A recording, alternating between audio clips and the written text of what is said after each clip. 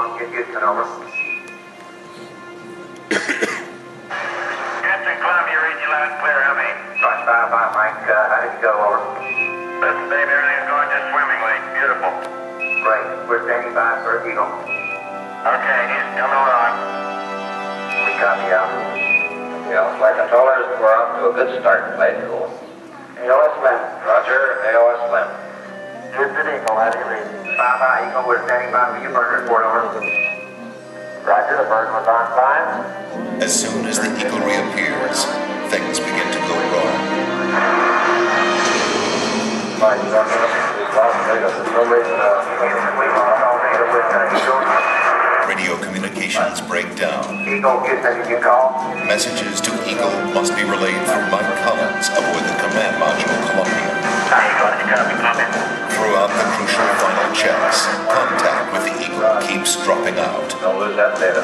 and Flight Director Gene Kranz inches closer to aborting the mission. Columbia, Houston, we lost Eagle again. Heading 5 again, over.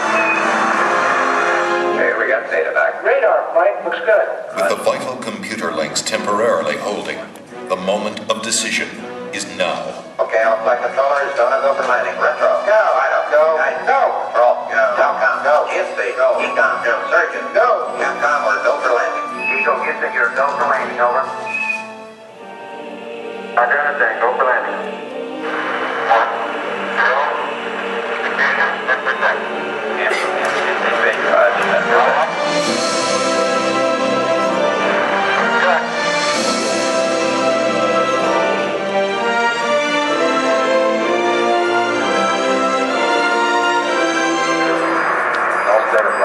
Hurtling toward the moon at 3,800 miles per hour, Neil Armstrong notices his checkpoints are all appearing too soon. Okay, we went by 3 minutes point early. This means a serious navigation error. You think you're loaded up long downrange? At these speeds, 3 seconds long means missing the safe landing zone by 3 miles. And Eagle, Houston, we got data drop out. Still looking good.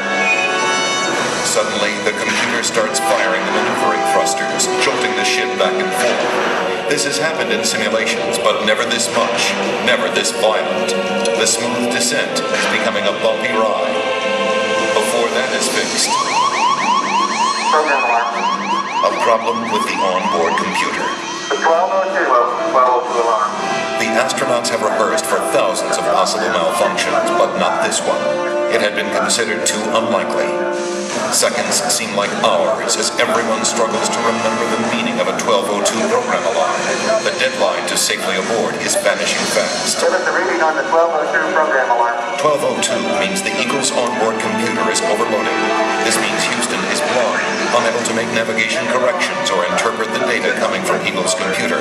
Armstrong and Aldrin are on their own. Mission Control decides they can go ahead We're going just fine. We're going that way. if the data link doesn't fail again. We're going out alarm. 1,000 feet, and Neil Armstrong can see that the computer is proposing to put them down in a dangerous place. That landing site is full of boulders. If they land there, they will never take off again. Okay, we're going. At 350 feet, Armstrong ignores his computer navigation and veers away from the rocky landing site with no time to explain to Mission Control. Okay, all flight controllers in cut. In Mission Control, everybody is stunned. At 300 feet, the Eagle has left its flight plan and taken off at full speed across the face of the moon. Eagle, Houston, it's descent to fuel. Monitor, over. 90 seconds of fuel remaining. Now less than 200 feet, and the Eagle is too low to safely abort back into orbit. They call this part of the flight plan Dead Man's Curve. No level. No level. All that's left for Mission Control is to read off the fuel remaining in seconds. 60 seconds. 60 seconds. The entire moon landing has come down to 2 men and 1 minute. Forward. Forward. Quick speed down, 2.5. After 30 seconds. 30 seconds. Lights on. Down 2.5. Forward. Forward.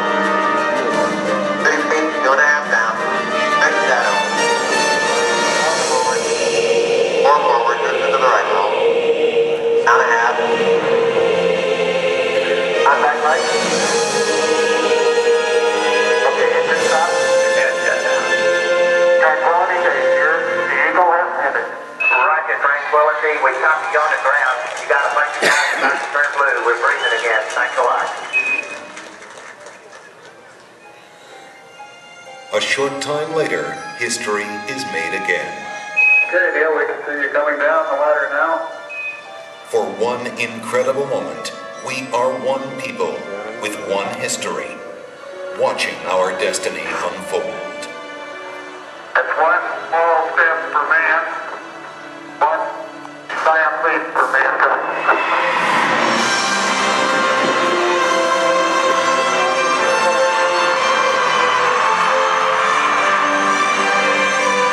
Armstrong is on the moon. Neil Armstrong, 38-year-old American.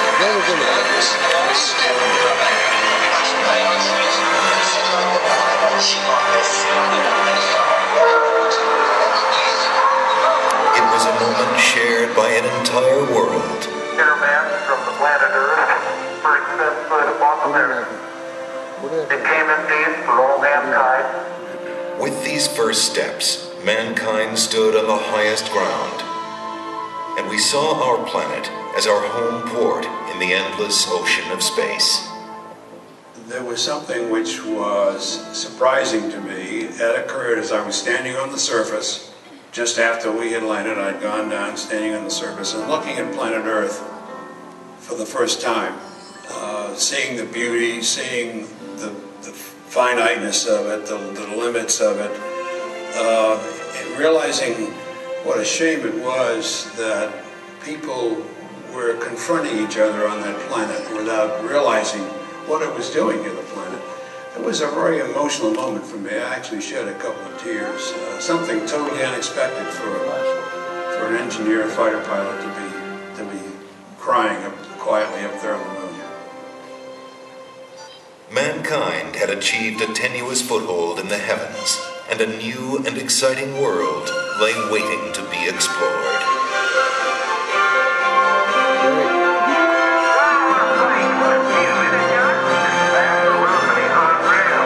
The first mission had stayed for only one day, but over the next 3.5 years, 5 more Apollo missions visited the moon, and with each one, we stayed longer, roamed further, and discovered more.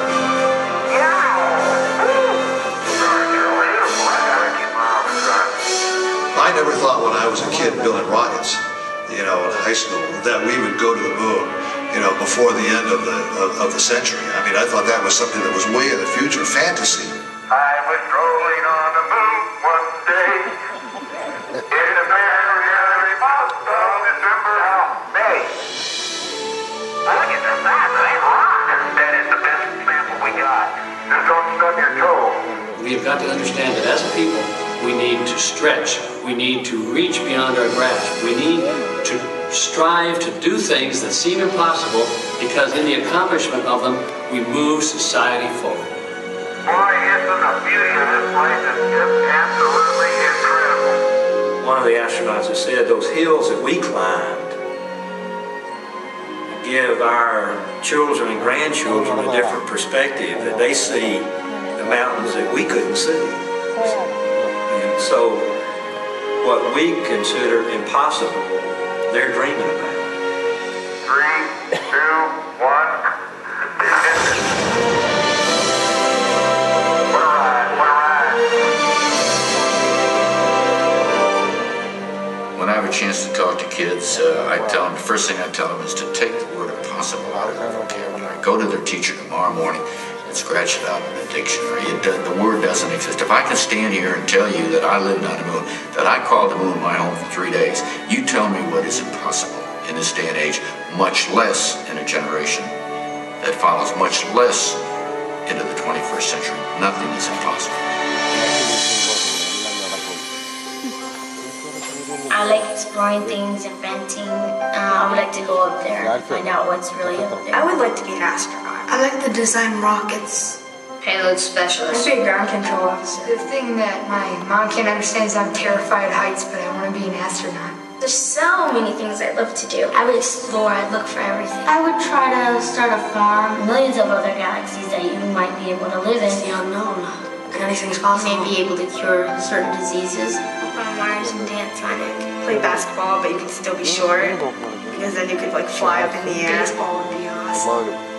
Hit the ball, you get a home run every time. There are a lot of things that can benefit mankind that we, because of science, we simply cannot do on Earth. It's such a big universe, and it's kind of strange to think that just this one tiny planet was chosen to have life on it. I hear they're finding new planets or moons, and they're finding out more about how stars are working, and it makes me feel like it's trying to tell me something. What's it trying to tell you? That you belong up there with them. The Apollo program ended in December of 1972, but our journey into space is just beginning. I'm Neil Armstrong. The future of space travel is being written right now in the dreams and imaginations of a new generation. Perhaps that's the greatest legacy of Apollo. It shows our children and grandchildren that with courage, imagination, and will to explore, no dream is impossible.